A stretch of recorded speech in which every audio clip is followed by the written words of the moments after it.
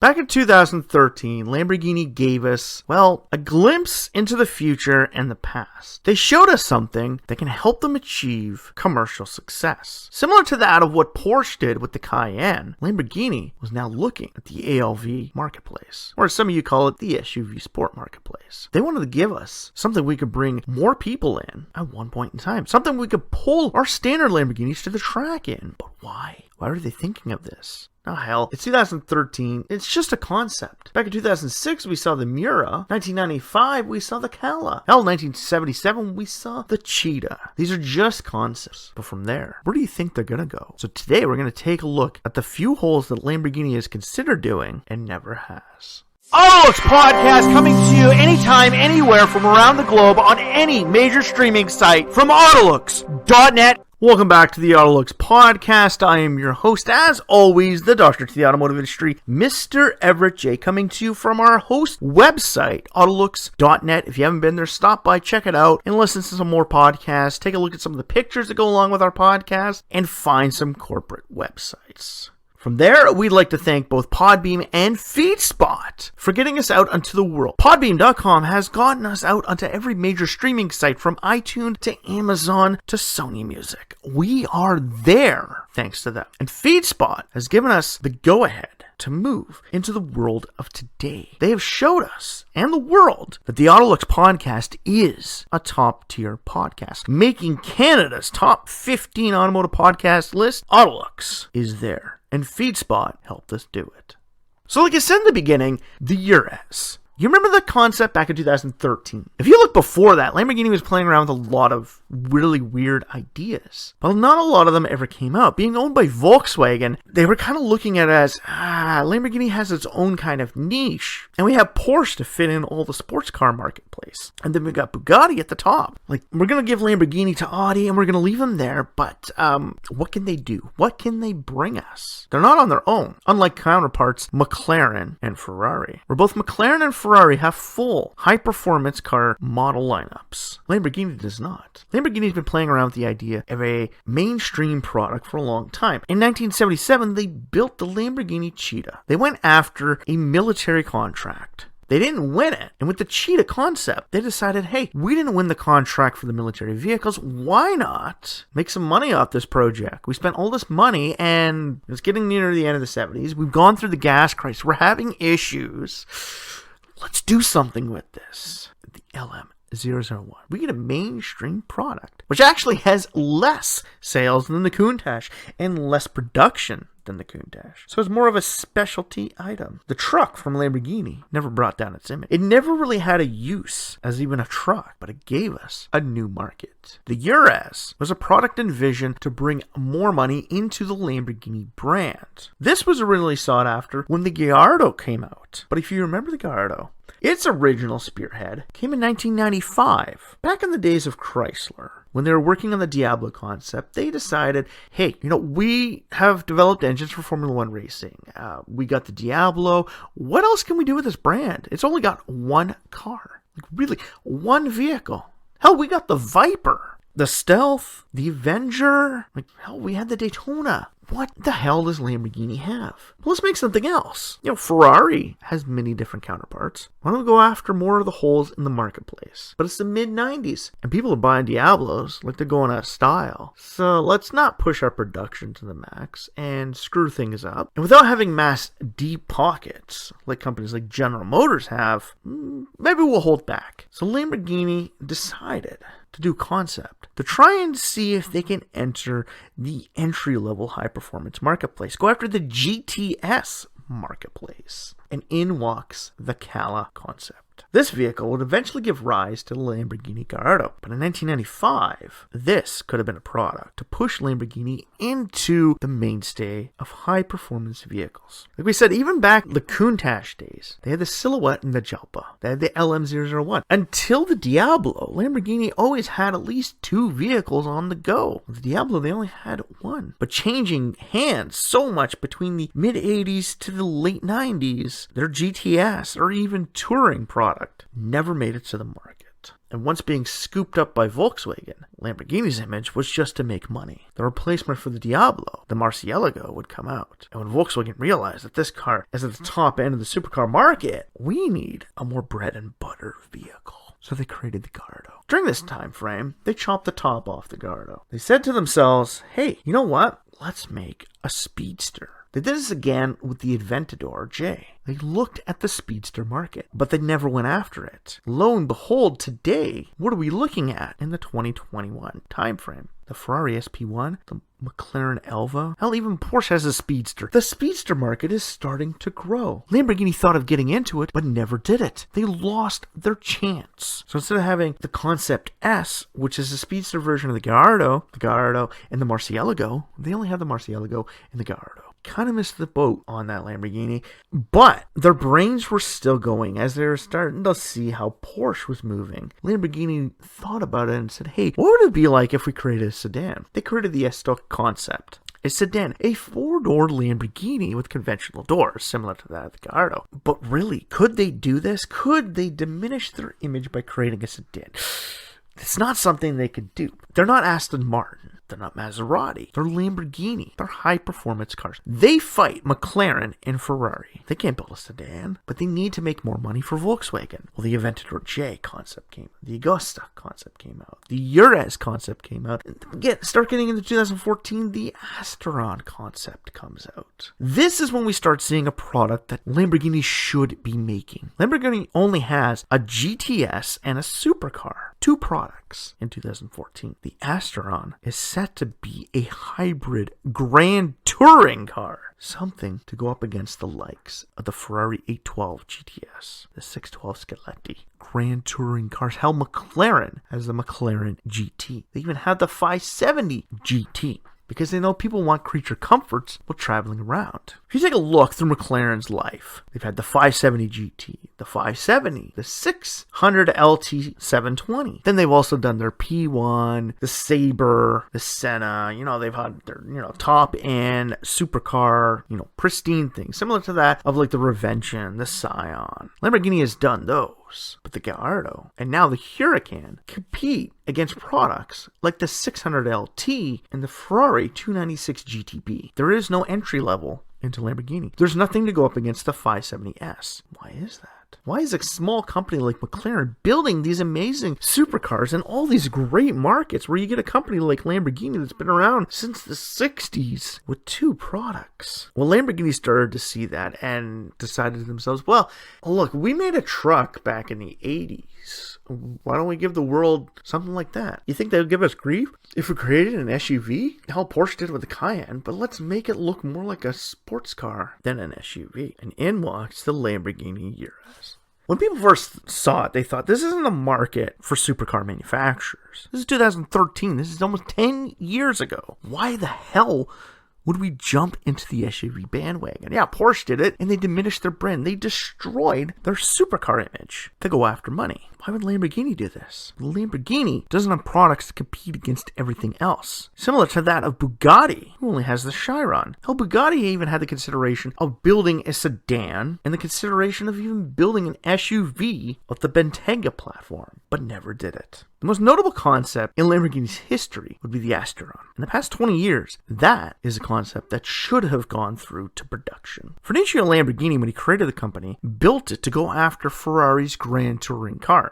He wasn't after sports cars, he wasn't after supercars, he was after Ferrari and their GTs. Lamborghini hasn't had a GT product since the 70s. And by not having a GT, they don't have anything to go up against the likes of McLaren. Hell, even Koenigsegg has a GT product. Grand touring products, GTs, GTSs, even just touring models, are something a high-performance make really need. Prove itself in the world to make it seem like a full lineup. Think about it. When you think of Dodge or Chrysler right now, do they have a full lineup or are they a select niche product builder?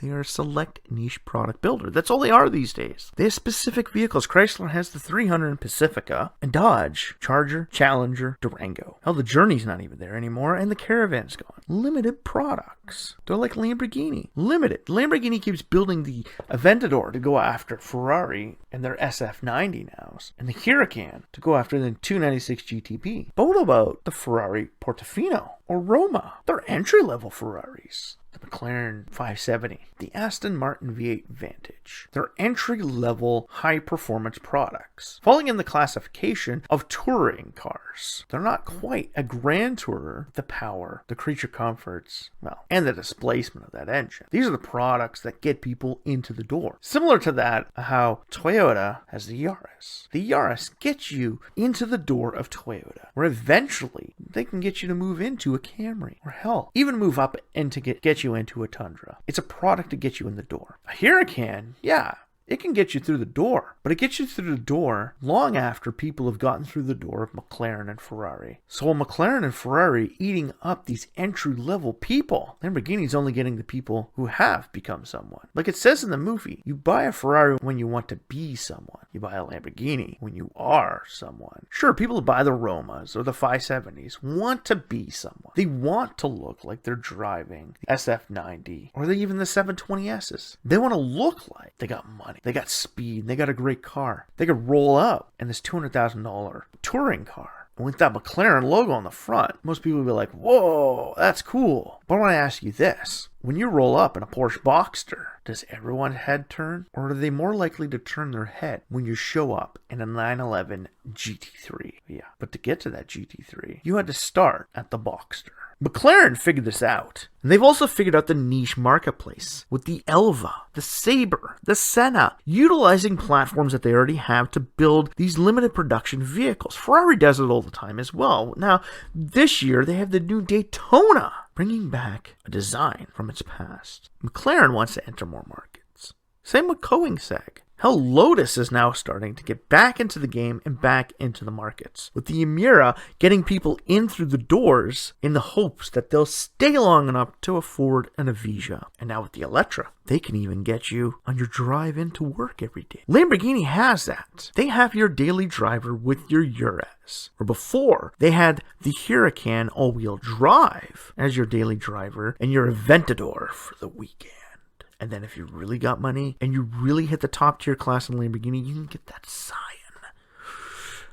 Amazing. Hell, you might even get on the list for the new Countach. But unless you've made it super big, you didn't walk through that door when you were just starting out. The people that are going to go out and buy a Ferrari Roma or a McLaren 570 or even an Aston Martin V8 Vantage are the same people who are going to be looking at a Corvette, a Nissan GTR, hell, even a Ford GT, but more mainstream cars. So we're talking about the Corvette. When I see the price difference between a Chevrolet Corvette and a Lamborghini Huracan, I'm not willing to jump in. I'll buy the Corvette first because I can afford that a lot earlier than I can my Lamborghini. So if Lamborghini created an entry-level product, they can get us in. Lamborghini is in need of more products, and they need some help. Similar to that of how we helped Chrysler try and figure out their product line, and maybe Stellantis is listening to us, and how they can save Chrysler and Lancia and Dodge, and even Opel and Vauxhall, hell, even Fiat, all the different products that they need. Like I said, McLaren has 3 main models. Lamborghini has 2, where the Urez is just their mass market.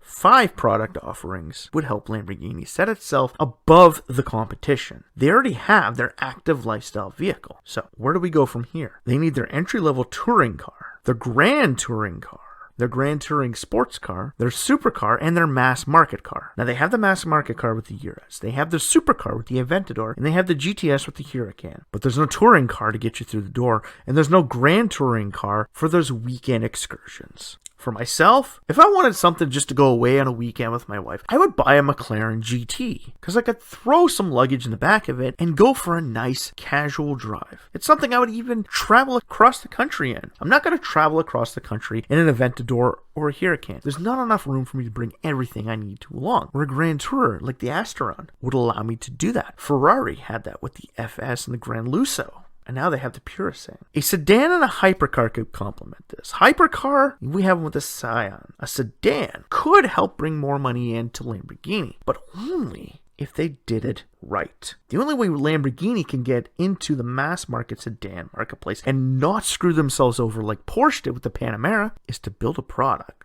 like Mercedes. The CLS and CLS shooting brake give the illusion that they are coupes. Hell, even the Volkswagen CC is a coupe profile vehicle. These are vehicles that give you the illusion that you're driving something sporty and fun, but you can also take your friends with it. Now we see that Lamborghini is actually going after the active sports car market with the new Gambella coming out. They want to create the Huracan Sterato. Now, the Huracan has always had an all-wheel drive model, which has made it more of the everyday Lamborghini. And now with an active sports car version, they're going into a marketplace that none of their competitors are hitting. They're going to beat them to the market. Could Porsche or McLaren follow suit? Porsche has already worked on a 911 ASC, but to complement Lamborghini's production, there is no true roadster. They only have spiders. Lamborghini's product lineup is full of a lot of holes, creating a lot more niche products like they did in the early 2000s and 2010s when they did products like the Sesto Elemento would really help bring them back to the top tier of supercar manufacturers around the world. We're not saying build the stock and give them a sedan so they can make tons and tons of money. We're saying, Lamborghini, you need a touring model like the Cala. Bring out your $180,000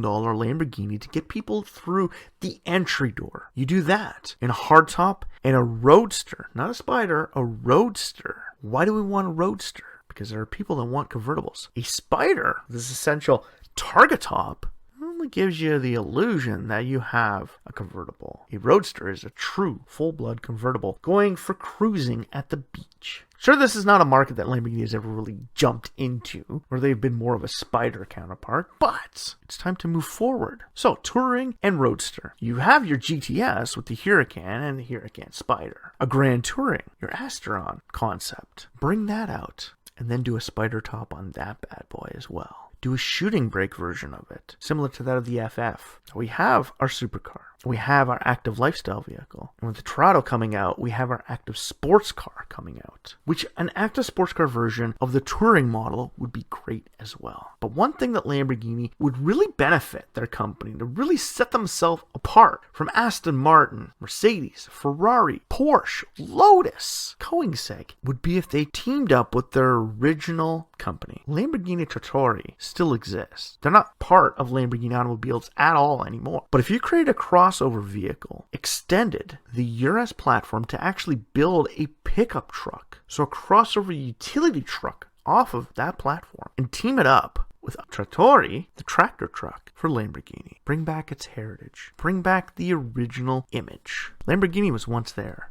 Let's bring it back. The first 10 years of Lamborghini, they had product niches covered. But by hard times in the 70s, the product category diminished, and they became a niche player. Today, Lamborghini is trying to make their comeback, and they're trying to go after the big guys. But some of the little guys have gotten bigger. A 3 sports car lineup for any major sports car manufacturer out there is required. Now we get it, Porsche doesn't really have it, because they got the Cayman Boxster and then the 911, but they hit all the markets with those 2 products. Boxster, Boxster GTS, Boxster Spider. You get the Cayman GT4. Then you get the Carrera 4S, 911, 911 Turbo, 911 GT2, 911 GT3. So you go from entry to supercar in all of the Porsche products. If Lamborghini created more of a base model of the Huracan, and hell even tried to make a roadster version of the Huracan, they could really set themselves up for future success. So do you think Lamborghini really needs more products in their chain? To us, we do believe that they do have holes in their product lineup. They are not a full-scale, high-performance manufacturer. Lotus is trying to fill in their gaps. McLaren keeps filling in niche gaps as they appear. Same with Koenigsegg. And Ferrari, well, they just own all the gaps. Let's give Lamborghini some more fight against the original competition. Let's make them go after Enzo all in. So if you like this podcast, please like, share, or comment about it on any of our social feeds or streaming sites. Leave us a comment and tell us what you like about it and what we can change, what you want us to do to make the AutoLooks podcast better. And after that, stop by the website, stop by AutoLooks.net, check out some of the corporate websites, some of the automobile design ratings, children's books, help page. We are a great automotive site for finding help on the internet. We actually help classes out in the United States with class projects about green efficiency vehicles, insurance information, and product categories. AutoLooks is there, and AutoLooks teaches. And again, we'd like to thank our host site, podbean.com, and our good friends over at FeedSpot. Give them a stop by, build your own account so you can see products, or even hear products, from podcasts to blogs to articles, all together in one mass quantity at FeedSpot. So for myself, Everett J, and the whole AutoLooks team here, strap yourself in for this one fun wild ride that we're going to take you on.